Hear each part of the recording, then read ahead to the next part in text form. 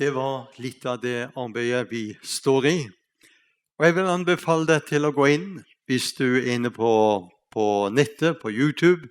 Søk på One for Israel eller ICB, Israel College of the Bible. Da vil du få en mye større forståelse også av det arbeidet som vi står i. I kveld, eller ettermiddag, så skal vi løfte fram Kristi dag og Herrens dag. Det er to viktige dager i Bibelen, og vi skal la Guds ord få tale, og jeg tror det er viktig at du får tak også i for oss å skjønne at Gud har en plan med også det som ligger foran. Og disse to dagene er svært avgjørende. Først leser vi i Apostelens gjerninger, i det første kapittel, og vers 11. Apostelens gjerninger, kapittel 1, vers 11. Og det er englene, for Jesus er hentet hjem, det er Kristi himmelfartsdag, og så sier englene i vers 11, galileiske menn, og da henvender de seg til disiplene, hvorfor står dere og ser opp mot himmelen? Denne Jesus som er tatt opp fra dere til himmelen, skal komme igjen på samme måte som dere så han far opp til himmelen. Så ber vi Herre om at du vil gi nåde, velsigne, og du ser hver eneste en som er kommet inn her på møtet i denne ettermiddagsstund.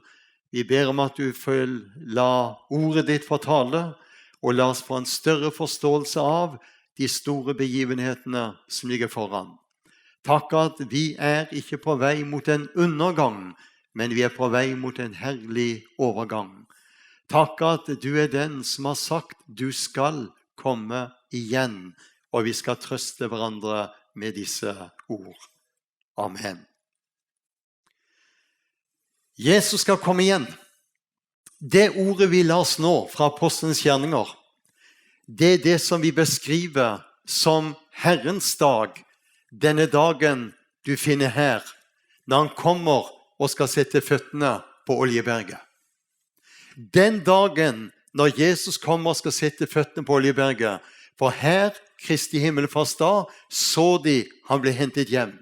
Og så kommer det en sky, noen sier det var en sky av engler som kom, eller om det var en vanlig sky, men det kom en sky og skjulte han i det han ble løftet hjem. Og så sier englene, på samme måten som dere så han far opp, på samme måten skal han komme igjen. Det skal skje når han setter føttene der på Oljeberget. Og denne dagen, Herrens dag, den er mye omtalt i Bibelen og i Gamle Testamentet. Den dagen finner du veldig tydelig beskrevet. Og når Bibelen beskriver Herrens dag, så beskriver Bibelen den slik i Malakias, den store og forferdelige. Og den beskrives som Herrens vredes dag og Herrens veldes dag. For den dagen, Herrens dag, når han kommer, da kommer han for å holde dom. Vi var inne på litt av det i går ettermiddag i forbindelse med Jerusalem, når Herren skal komme og sette føttene på Oljeberget. Denne dagen finner vi veldig tydelig omtalt i profeten Zakaria, i det 14. kapittel og i vers 9. Og når du går til Peters brev, 2. Peters brev, for du som noterer, da skal vi gjerne slått opp og lese hvert eneste skriftsted, men det tar for lang tid, så noter skriftstedene, og så leser du når du kommer hjem. Men i 2. Peters brev, det 3. kapittel, vers 10, så sier han, Herrens dag, den skal komme som en tyv. Da skal himlene få gå med veldig brak, himmellegemet skal komme i brann og gå i oppløsning, og jorden og alt som er bygd på den skal brenne opp. Så det blir en dommens dag, en oppgjørets dag, den dagen han kommer. Og så beskriver, når du leser i Apostelens gjerninger, så blir det beskrevet at før denne dagen kommer, så skal vi få se på himmelen hvordan det vil bli blod og ild og røkskyer, og solen skal bli forvandlet til mørke og månen til blod, før Herrens dag kommer, den store og herlige, sier han der. Så denne dagen er veldig interessant å løfte fram. Men så vil jeg gi deg en parallell. Du vet mange av lignelsene som Jesus talte i de 4 evangeliene. De er siktet på jødene. Og mange er ikke klar over det. En av lignelsene er Matteus 25 om de 10 jomfruene. Hvis du skal tolke den lignelsen, så hører den lignelsen om de 10 jomfruene, den hører hjemme her i den antikristelige trengselstid. Du kan anvende Matteus 25 om de 10 jomfruene. Men hvis du hører noen tale ut fra Matteus 25 om de 10 jomfruene, og de sier, ja, hvis Jesus kommer igjen, så vil 50% bli med, og 50% vil bli igjen. Du må ikke høre på det, for det stemmer ikke. Nå vil jeg understreke, du kan anvende den lignelsen, for det var 10 jomfruer. De var like å se til. Alle ville møte brudgommen. Alle hadde lengsel. Alle hadde forventningen. De ville møte brudgommen. Alle hadde lamper, og alle sovnet. Har du tenkt på det? Men løsningen på Matteus 25, det er Bibelen sammenligner aldri menigheten med jomfruer i flertall. Men Paulus skriver, jeg tror lovet der med en mann for å fremstille en ren jomfru for Kristus. Så menigheten blir aldri fremstilt med jomfruer i flertall. Og så vil jeg si til deg, skal du få løsningen. I Matteus 25, vers 1 så står det, da skal himlenes rike være liggende med 10 jomfruer, som tok sine lamper og gikk ut for å møte brudgommen. I de gamle latinske oversettelsene så var det med et viktig ord til. Det er utelatt i de fleste oversettelsene i nyere. Vet du hva det sto i det gamle? Som gikk ut for å møte brudgommen, og bruden sto der. Og det siste bruden, det er utelatt. For her skal han hente bruden hjem, men her kommer han ned med brudeskaren med de hellige. Og da er det viktig, når vi snakker om de siste dager og endens tid, hva er forskjellen? Når tid begynte de siste dager? De siste dager begynte her på pinsefestens dag. Da står Peter frem og så sier han, dette som nå skjer er det som profeten Joel har sagt skal skje i de siste dager. Så begynnelsen til de siste dager, det var pinsedag, og vi i dag er kommet til avslutningen av de siste dager. Og når Jesus kommer igjen og henter brudeskaren, da går vi inn i endens tid. Og i denne tiden her, med trengselen, Herrens dag, tusenårsriket og så videre, den store hvite trone, det er masse bibeltimer å øse av, og det er så mye interessant stoff som er totalt ukjent for mange kristne og for menigheten. Og når det gjelder dette med Matteus 25, det er en meget interessant bibeltime med akkurat den beretningen. Men bare for å gi deg et lite innblikk, når du leser Matteus 25, tenk på, den hører hjemme i trengselen, og det er en parallell når det gjelder Matteus 25 om de 10 jomfruene. Da skal du få parallellen, og det er Johannes åpenbaring 14, om de 144 000, som er utvalgte jøder, 12 000 av hver av Israels 12 stammer.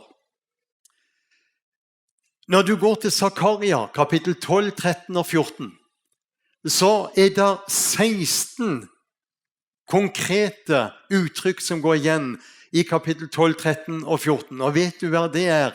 På den dag, står det. På den dag. Og hadde vi hatt god tid, så skulle vi ha lest mange av de uttrykkene. Men på den dag, det sikter da til Herrens dag. Og det er denne dagen du leser om i Åpenbaringsboken 19, vers 11-16. Når Jesus kommer, da kommer han ned med de hellige. Og da er det du leser i Johannes åpenbaring i det første kapittel. Og da står det, når han kommer med skyene, så står det om jødene da, de skal gråte sårt over ham de har gjennomstunget. Og den dagen når Jesus kommer, da vil jødene være presset på grunn av trengselen, og i slutten av den trengselen er det som det ser totalt håpløst ut for Israel. Da har de bare ett mål. Messias må komme, og han kommer, og den dagen skal Israel som nasjon bli frelst, hele nasjonen på en dag. For et øyeblikk. Dette taler Bibelen om.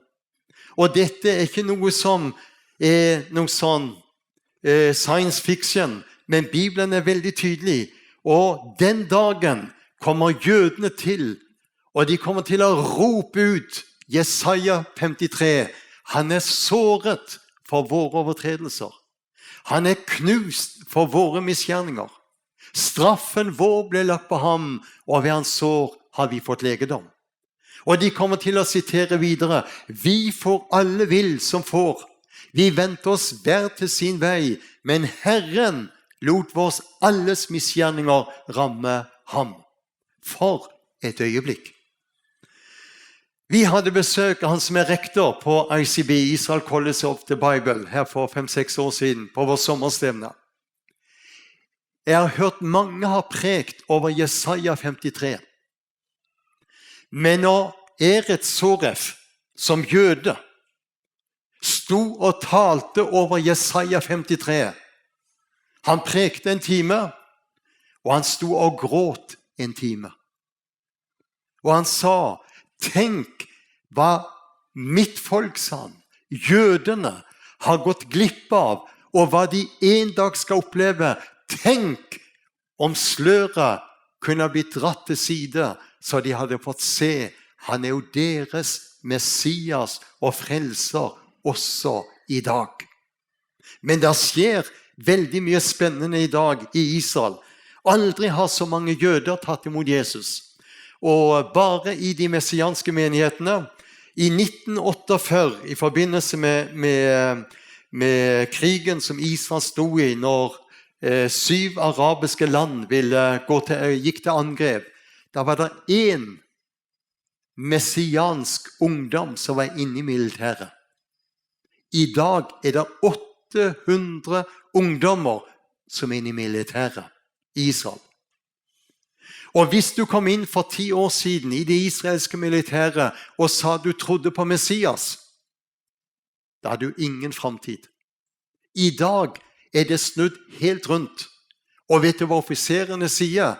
Våre beste soldater er de messianske. Skal jeg gi deg et eksempel?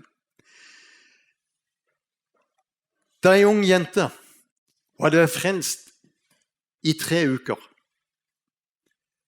Og så kom hun inn i militæret. Og så hadde hun med Bibelen. Og hun er fremodig. 3 uker hadde hun da, siden hun tok imot Jesus. Og hun er fremodig, hun legger Bibelen der på senga. Og så kommer den kvinnelige offiseren inn og inspirerer brakka hvor det lå 8-10 unge jenter. Og så kikker denne kvinnelige offiseren igjennom, og så ser hun Bibelen, så tar hun Bibelen, så sier hun, hvem eier den? Og så står den unge jenta fram, det er min, Så sier denne kvinnelige offiseren, leser du i den? Ja. Leser du i Nytestamentet?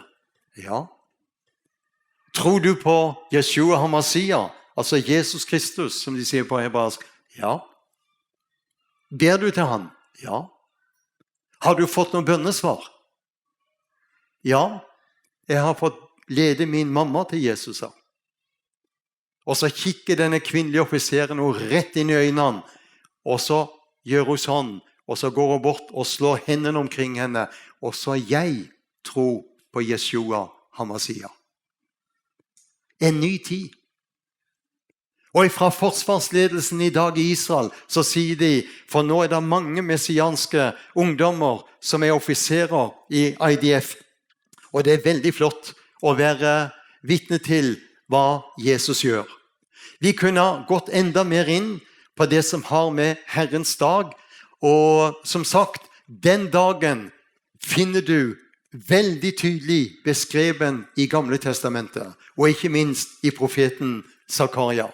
Men nå skal vi gå, og så skal vi se på Kristi dag. Og den dagen som heter Kristi dag, det er en hemmelighet. Den var en hemmelighet. Du finner ikke den omtalt i det Gamle Testamentet. Men allikevel kan jeg si, det er forbilder på Kristi dag i det Gamle Testamentet. Hvis du går til 1. Mosebok, i det 5. kapittel, der leser du om en mann som heter Enok. Enok. Og Enok, han var den 7. av urfedrene. Og Enok, han står som et bilde på den nytestamentlige menighet. Og så står det så fint i vers 24. Enok vandret med Gud, så ble han borte, for Gud tok ham til seg. Enok vandret med Gud. Nå skal jeg gi deg noen paralleller som viser at Enok er et interessant forbilde. Enok vandret med Gud. Om menigheten så heter det, liksom dere mottok Jesus Kristus som Herre, så vandre i ham. Enok vandret med Gud, og vi har tatt imot Jesus. Vi vandrer i ham, som Kolossenserbrevet, det 2. kapittel, vers 6, taler om. Og så finner vi det interessante. Enok, han døde ikke. Han ble borte. Plutselig ble Enok borte. Gud tok ham til seg. Hva er det et bilde på? Det er et bilde på menigheten som rykkes bort og blir borte, som vi skal se på. Det tredje, Enok fikk en sønn, og han hette Metusalem. Og han ble gammel, 969 år gammel. Jeg kan ikke se noen så gamle her i kveld. Da er du gammel. Og så er det de som mener at nei, det var ikke vanlige år det. Jo, det var det. Men det var ikke godt for menneskene å bli så gamle. Så det ble ordnet på det. Men så vil jeg si, Enok hadde en veldig profetisk forkynnelse. Ja, vet du hva Enok prekte om? Jeg gjør det. Ja, hvordan kan du vite hva Enok prekte om? Det kan jeg vite, for det står i Bibelen. Ja, hvor står det henne hva Enok prekte? Det står i Judas sitt brev. Det er 1 kapittel. Hva står det om Judas i Judas brev, vers 14 og 15? Det står om Enok. Og Enok var radikal. Og hva var det Enok prekte? Jo, der står disse spotterne. Det var spottere på Enoks tid. Disse spotterne var det Enok den 7. fra Adams spåddom, da han sa, se, Herren kommer med sine mange tusen hellige for å holde dom over alle, og refse de ugudelige, for alle de ugudelige gjerninger som de gjorde, og for alle de hårde ord som de talte mot ham, de ugudelige synderne. Hva var det Enok hadde? En mektig profetisk forkynnelse. Og hva var det Enok så? Enok så ikke den dagen her. Det var den dagen han så. Når Gud kommer og skal holde dom, Den dagen var det Enok prekt om.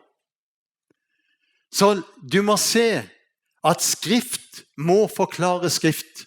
Det tommelfingerregel for å forstå Bibelen. Og det tragiske det at hvis du leser kirkehistorien, så vet du i Egypt, der ute med havet, det en by som heter Alexandria. Der var det et teologisk universitet. Og det teologiske universitetet, vet du hva de underviste der? Du må forstå Bibelen allegorisk, altså billedlig. Men oppe i Antiokia, det som dagens Tyrkia, der var det et helt annet teologisk universitet. Og dette teologiske universitetet, vet du hva de sa? De sa det stikk motsatte, for de sa, nei, skrift må forklare skrift. Luther, han var veldig tydelig. For Luther sa, hvis du skal tolke Bibelen billedlig, allegorisk, da kommer du langt ut på viddene. Nei, sa Luther, skrift må forklare skrift. Dere helt enig med Luther.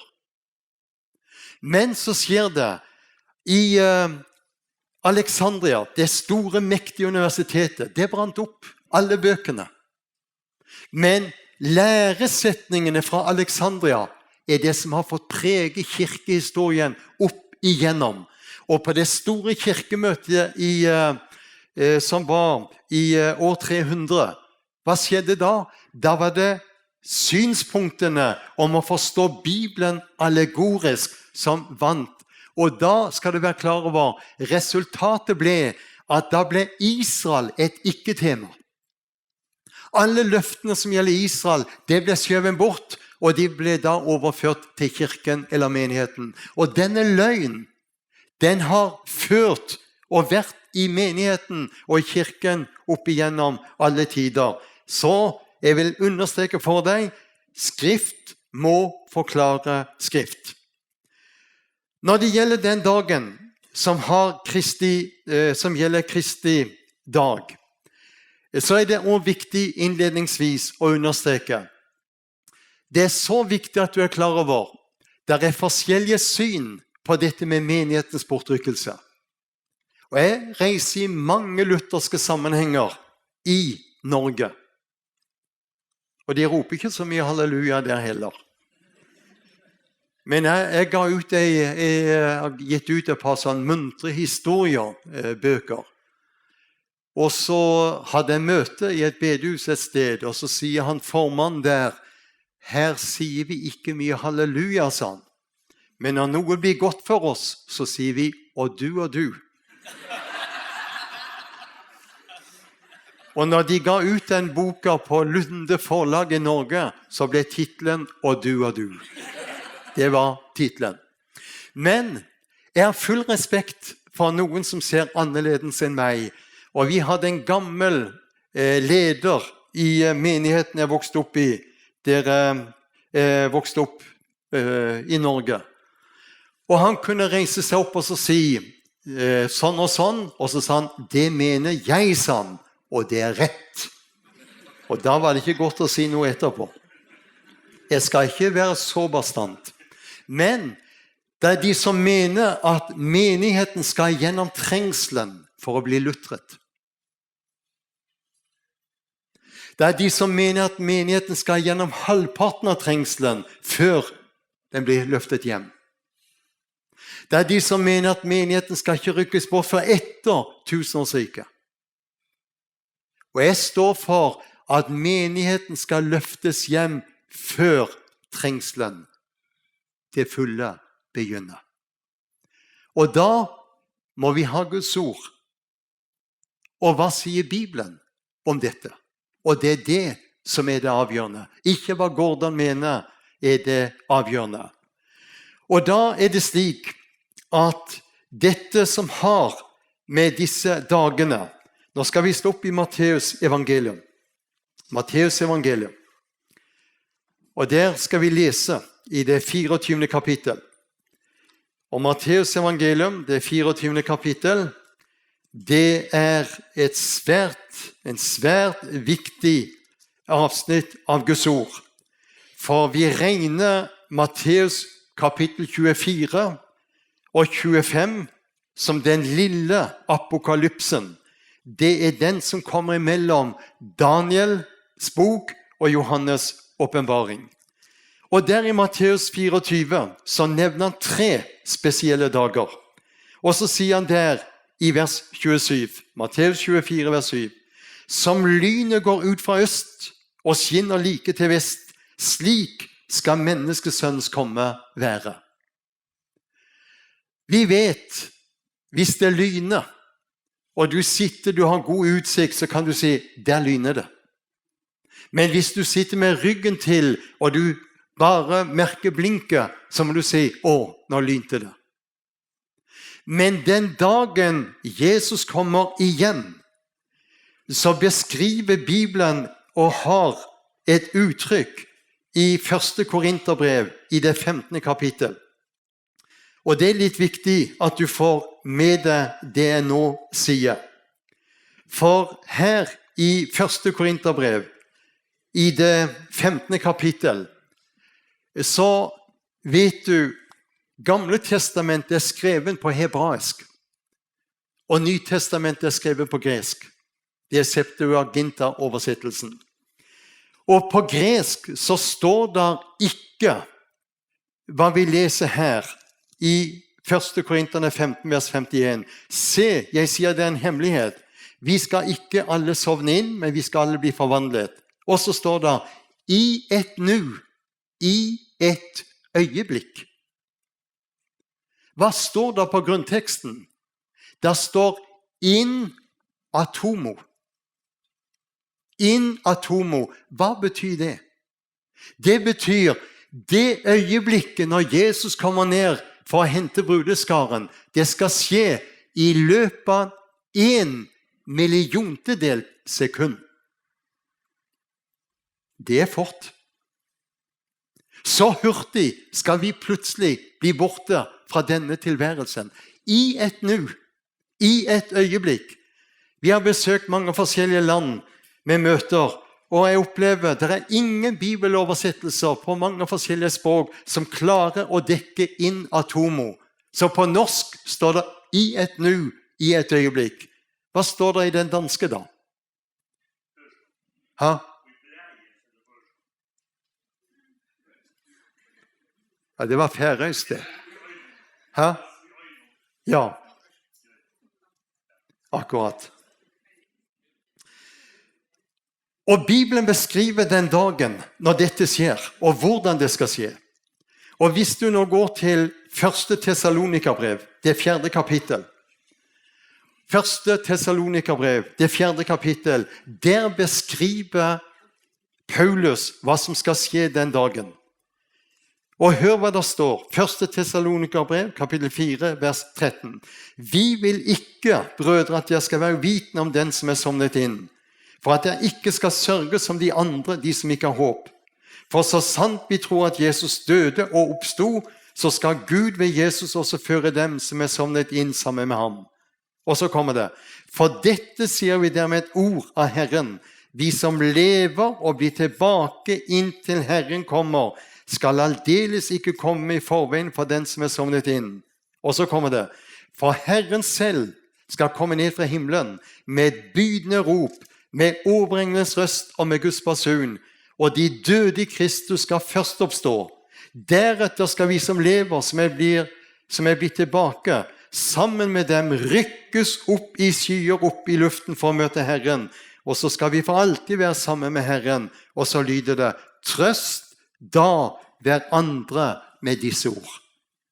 Så det du hører nå i denne kveldsstund, at Jesus skal komme igjen, det skal ikke være med å skremme deg.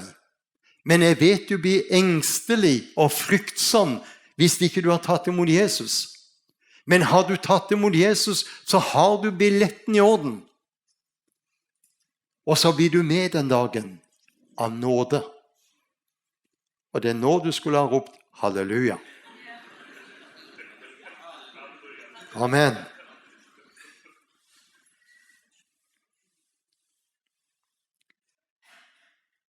Det de som mener at når Jesus kommer igjen, så vil det bli veltet gravstener på gravplassene. Ikke veltet en gravsten. Det de som mener at når Jesus kommer igjen, så blir det liggende mange døde kropper på gata. Ikke liggende en død kropp. Er du klar over det? Og da må vi gå til Bibelen. Hva det han sier i Filippenserbrevet, det 3. kapittel, vers 20 og 21? Vi har vårt hjemland i himmelen. Derfra venter vi også Herren Jesus Kristus som frelser. Han skal forvandle vårt fornedringslegeme, gjør det likt med sitt herlighetslegeme, ved den kraft han har til også å legge alle ting under seg. Så Bibelen lærer ikke forløsning fra legeme, men han skal lære legemets forløsning.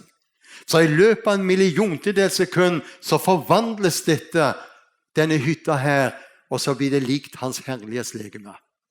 For et øyeblikk! Du skjønner, i kveld, vi ikke på vei til en begravelse.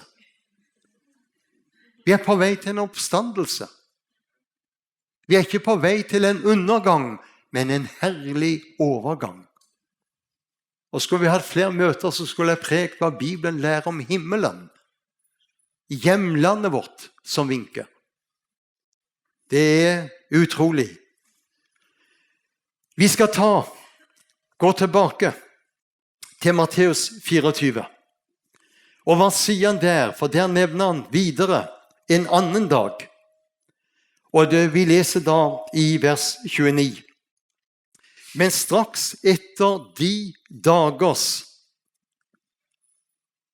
trengsel skal solen bli formørket, månen skal ikke gi seg skinn, stjernene skal falle ned fra himmelen, og himmelens krefter skal rokkes. Det det som skal skje i trengselstiden som vi der leser om. Og så vil jeg si til deg, når du leser Johannes' åpenbaring, en meget interessant bok, så skal du legge merke til, når du leser Johannes' åpenbaring, kapittel 1, det Johannes får se Jesus.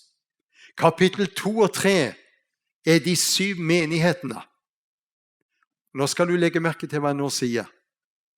De 2 siste menighetene du leser om i åpenbaringsboken kapittel 3 Philadelphia-menigheten og Laodikea-menigheten.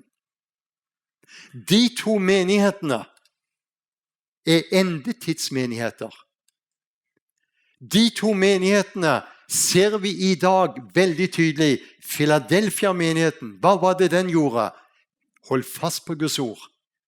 Laodikea-menigheten var hverken kald eller varm, den var lunken. Der har du kristenheten i dag, de som reiser seg og vil stå tydelig for Guds ord, og så har du Laodikea-menigheten. Nei, Guds ord ikke nøye. Vi lever som vi vil, og så videre. De 2 menighetene, det endetidsmenigheter som viser kristenheten i dag i endetiden. Men når du leser Johannes' åpenbaring fra kapittel 6 til kapittel 19, 14 hele kapitler bruker Bibelen på den trengselstiden som skal gå over denne jord. Det ikke så hyggelig lesning, men jeg skal si det viktig å lese og forstå hva som ligger foran denne vår jord. Og da det vi trenger å forstå, vi bare gjester. Vi på gjennomreise. Du får ingenting med deg, uansett hvor flott hjem du har. Uansett hvor bra du har det på alle måter, vær med og sats for Guds rike. Det det som blir avgjørende. Og så den siste dagen som nevnes i vers 30 her i Matteus 24. Da skal menneskesønns tegn vise seg på himmelen. Alle folk på jorden skal bryte ut i klagerop, og de skal se menneskesønn komme på himmelens skyer med kraft og stor herlighet. Det den dagen som vi begynte med, som heter Herrens dag. Der hører vers 30 hjemme. Og da det viktig at du og meg klar over tiden som vi lever i. Og når du lytter nå til den profetiske siden, så hadde vi en av de store forkynnerne. Vi hadde Billy Graham, men vi hadde han som var før, på det 18. århundre i Amerika, D.L. Moody.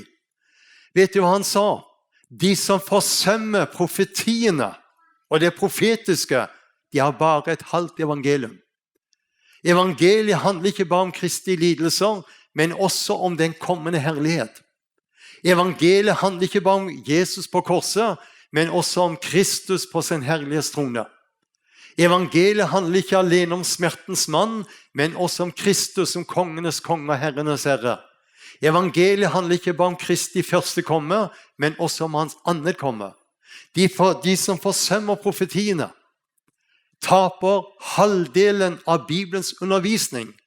De går glipp av halvdelen av de oppmuntrende henvisninger og halvdelen av den trøst som Gud har tiltenkt sitt folk.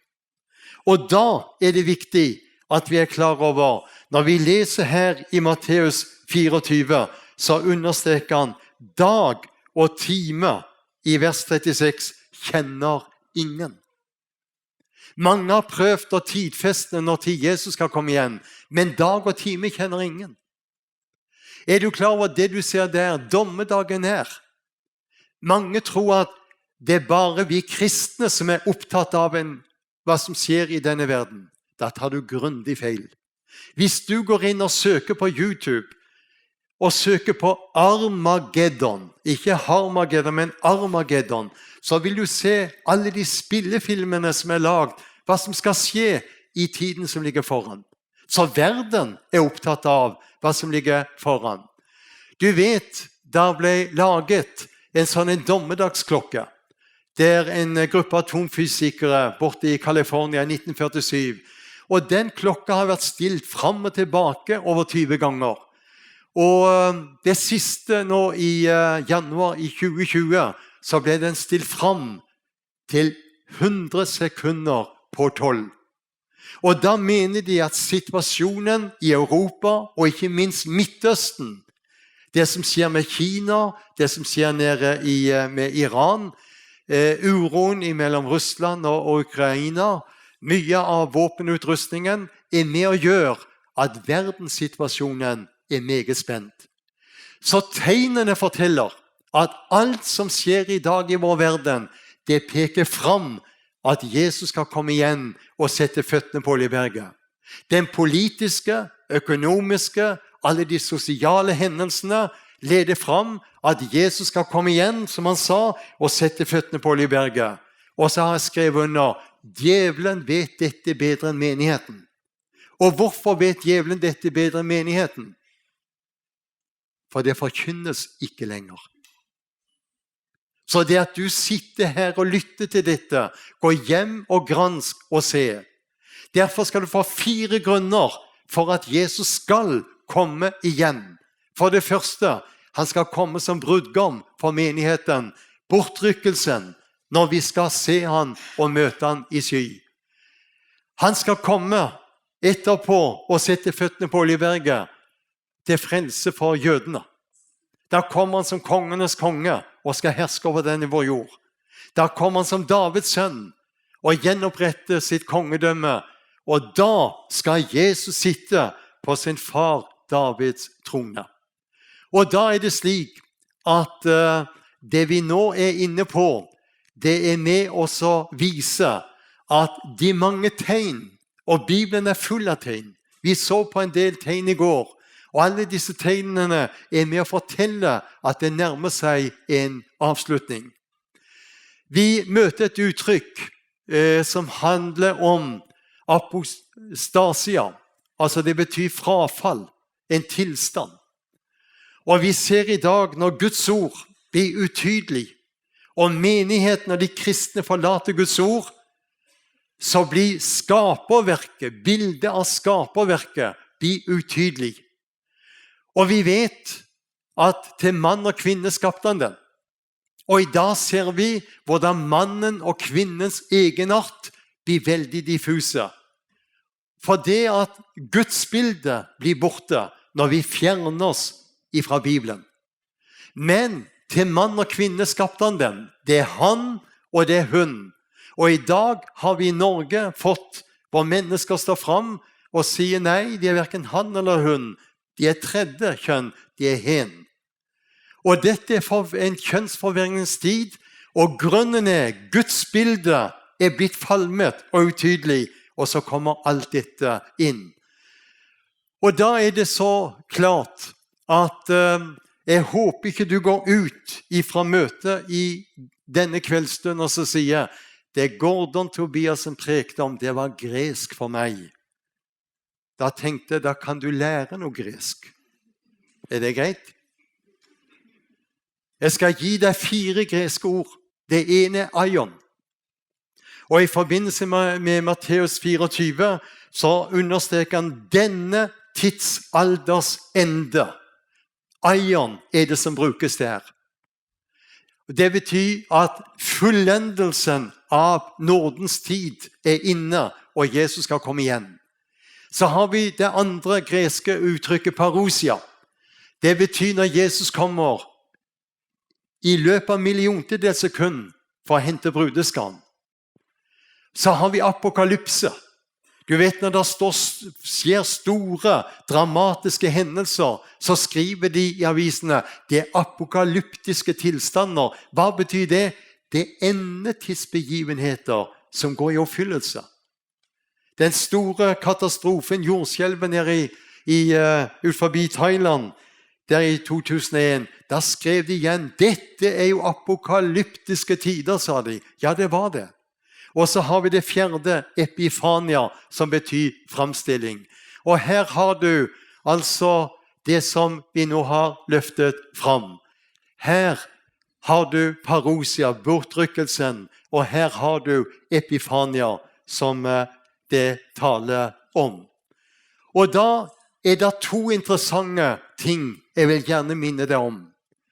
Det stor forskjell på bortrykkelsen Kristi dag, og når han kommer og skal sette føttene på Oljeberget, gjenkommelsens dag.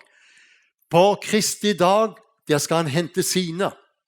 Da kommer Jesus selv ned i lufthimmelen. Og det bare vi som frelst som vil se ham. Det ingen konkrete tegn knyttet til den dagen. Om månen eller sola skal være sånn eller sånn.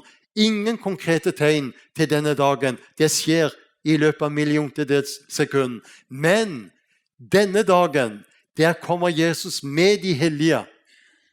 Den dagen kommer han ned til jorden. Den dagen skal alle øynene kunne se han. Og vet du hva? For 70 år siden så lo folk og sa, for noe eventyr det forteller, at folk skal kunne se når Jesus kommer igjen. Det umulig. Det ingen som ler av det i dag, på grunn av satellittene og telekommunikasjonen som gjør at vi kan følge med. Og det sies at CNN meget interessert, og de vil stadig komme inn på den dagen må vi være klar i Jerusalem og ha kameraene rettet mot Oljeberget når Jesus skal komme og sette føttene på Oljeberget. Ja, interessant. Det tegn knyttet til denne dagen han kommer igjen. Så det viktig at du ser forskjellen. Og det mange som ikke ser den. Når jeg underviser på en god del bibelskoler, så sier jeg, her skal vi gå gjennom alle de skriftstedene som handler om bortrykkelsen. Og det ser du, det mange. Og her skal vi gå gjennom alle de skriftstedene som taler om når han skal komme og sette føttene på Oljeberget. Dette 2 viktige dager som jeg gjerne vil understreke for deg, at du virkelig må få tak i, studere og lese og få med deg. Trengselstiden må ta litt til. Du vet, når du leser Johannes åpenbaring, så det viktig å være klar over, i kapittel 6, så blir seilene brutt. Hvem det som bryter seilene? Det lammet, det Jesus. I kapittel 8 og 9 så blåser englene i disse basunene. Og når du leser hva som skjer de første 3,5 årene, så vær klar over 1/3 av menneskene vil gå under og bli drept i den tiden. Og det er mange som mener at nei, trengselen begynner først i midten. Nei, når du leser Åpenbaringsboken 15 og 16, da leser du om vredeskålene som blir svømt. Og disse vredeskålene, da blir 1/4 av menneskene drept. Tror du det er noe hyggelig å preke om? Men det er nødvendig. At du skal forstå at det er en tid som ligger foran oss, som er lite hyggelig for denne vår jord. Og når vi ser merker og tegnene, hadde vi skulle ha vært videre og kjørt på det antikristelige og tegnene, så ville du ha forstått enda mer av dette som ligger foran. Det er ikke mye hyggelig å løfte fram, men du var nødvendig det. Da er det slik at når du leser Åpenbaringsboken, kapittel 4 og 5, der møter du de 24 eldste. Men i kapittel 7 møter du den store hvite skare. Det er 2 vidt forskjellige. Det var en pastor som var litt oppgitt, og så sto han fram søndag formiddag og skulle tale, så sa han, jeg vet jeg kommer i tvil om jeg vil til himmelen, sa han. Og han var nok så frittalende, den pastoren, så menigheten ristet på hodet, for han kunne si litt av hvert. Men så sier han, jeg las til morgen at i himmelen er det 24 eldste. Og de 6 eldste brødrene jeg har her i menigheten, de har altså mye problemer med, sa han. Hvordan skal det bli der hjemme da? Det lurte han på. Du kan bare slappe av. Herren har kontrollen.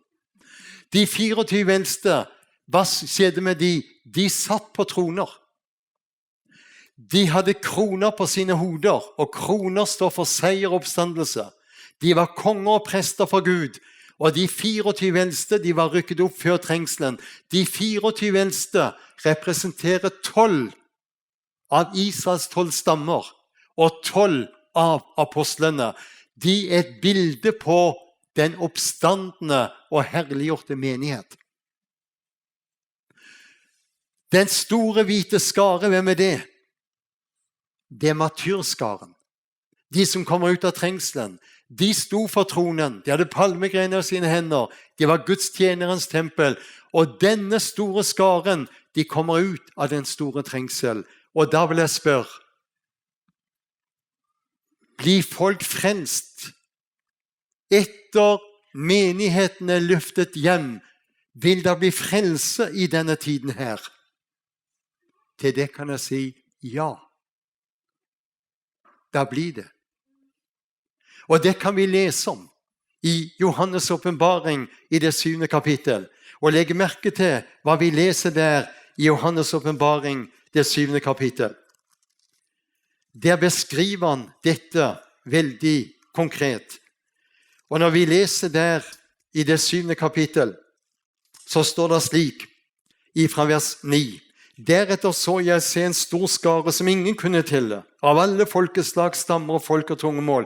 De sto for tronen og for lammet, kledd i lange hvite kjortler og med palmegrener i sine hender. Og de ropte med høy røst og sa, frelsen tilhører vår Gud, han som sitter på tronen og lammet. Og så går vi til vers 13.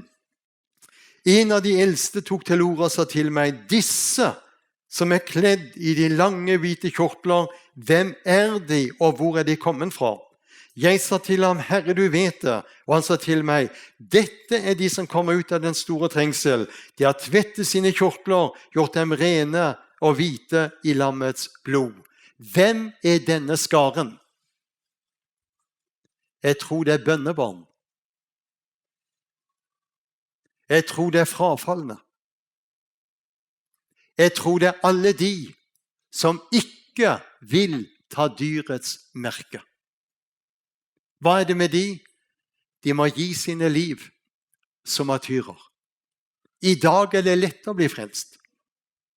Hva er det som hindrer folket å bli frelst på Færøyene? Det er stolthet. Det er å bøye seg, kapitulere. Men det er det du må. Og da det viktig, og jeg skal gå inn for landing. Jeg har prekt min tid. Du synes kanskje jeg preker lenge, men da får du full valuta for pengene. Og det så mye å øse av i det vi løfter fram. Men jeg vil si til deg, når det gjelder den tiden som ligger foran, skal vi stå opp nå i oppstandelseskapitlet i 1. Korinterne 15. 1. Korinterne 15. Der står det så veldig fint, og vi må ta det med til slutt. 1. Korinterne 15. Og vers 42. Det blir sådd i forgjengelighet. Det oppstår i uforgjengelighet. Det blir sådd i vanære. Det oppstår i herlighet. Det blir sådd i svakhet. Det oppstår i kraft. Det blir sådd et naturlig legeme. Det oppstår et åndelig legeme. Og så sier han så fint i vers 53. Dette forgjengelige må bli ikledd uforgjengelighet, og dette dødelige må bli ikledd udødelighet. Hør. Det du ser her på plansjen, det jeg glad for jeg kan avslutte med. Det kristne håpet. Det salige håpet. Derfor sier Bibelen, vær glad i håpet. Vi gjenfødt til et levende håp. Og så venter vi på det salige håp, åpenbaringen av den store Guds og vår frelser Jesu Kristi herlighet. Håpet gjør ikke til skamme. Og derfor sier Hebreerbrevet, hold urykkelig fast ved bekjennelsen av vårt håp. Vi på gjenvei. Vi hadde misjonærer som var nede i Zaire i Afrika. Det var en mandag. De hadde bønnemøte. Og mens de hadde bønnemøte, så var det en av de innfødte. Plutselig så slo han om, og så talte han på flytende norsk. Og han talte på dialekt fra Vestlandet. Jesus kommer meget snart. Det må være rede. Og så slo han over på svensk, og så talte han, Jesus kommer meget hastigt. Ni måste vara redo. Og så slo han over på flytende engelsk. Jesus is coming, and he is coming soon. Han kunne ikke engelsk, han kunne ikke norsk, han kunne ikke svensk. Men han siterte dette flere ganger. Så sier disse misjonærekteparet, den kvelden gikk vi ut, og så stilte vi oss under Afrikas himmel, og så sa vi, Herre, det i kveld eller natt du kommer? Det har gått flere år siden den opplevelsen. Men hør, vi har aldri vært så nærme som det vi nå. Og da vil jeg du skal hvile i dette. Vi på hjemvei. Trøst av hverandre med disse ord. Har du ikke billetten i orden? Har du ikke tatt imot Jesus? Så si ja der du sitter. Har du levd likegyldig og sløvt, så si Jesus, fra i kveld skal det bli noe annet. Min mor og min far, jeg husker når de ble frelst. For før de ble frelst, jeg husker jeg var 6-7 år, da sto vinflasker på bordet på lørdag kvelden. Men når de ble frelst, så vi ikke en vinflaske. Da var det Bibelen som kom. Da var det sang og musikk. Og da var det å bli med på bedehuset og høre på forkynnelsen. Da var en annen atmosfære som kom inn. Og så gikk det en del år. Og så kom min mor inn i en sløvhet. Og hun sluttet å lese i Bibelen. Hun sluttet å samle oss om morgenen om Guds ord. Men så gikk hun på møte. Og det var kanskje et møte sånn som vi har i kveld. Hvor hun igjen møtte Jesus og ble tent. Neste morgen samlet hun oss, og vi hadde andagsstund. Og vi merket mor hadde hatt et møte med Jesus. Det vil merkes i dine omgivelser. Derfor ønsker Jesus i kveld å møte deg. Så disse møtene vi har hatt denne helgen skal få være med å tenne oss alle sammen enda mer i brann, så vi er ved og vinner så mange som mulig må bli frelst på Færøyene før Jesus kommer igjen. Herre, vi vender oss til deg. Takker deg for disse møter vi har fått ha sammen. Takker deg for du har overblikket. Og vi er så takknemlige, Herre, for vi får lov til å løfte fram også denne siden av forkynnelsen. Og vi ber derfor at du vil hjelpe den enkelte som har vært her på møtene, at vi kjenner at det tennes en ny glød og en ny brann i våre hjerter. Velsign du og gi nåde. La den tiden som ligger foran, denne høsten vi nå går inn i, la det bli en innhøstningstid for menighetene på Færøyene, hvor de smelter sammen, først og fremst i bønn, og hvor de ser betydningen vi må stå sammen for å vinne Færøyene. Velsign hver eneste menighet og kirke over disse øyene. La det bli en rik høst, det ber vi om for navnet ditt skyld. Amen.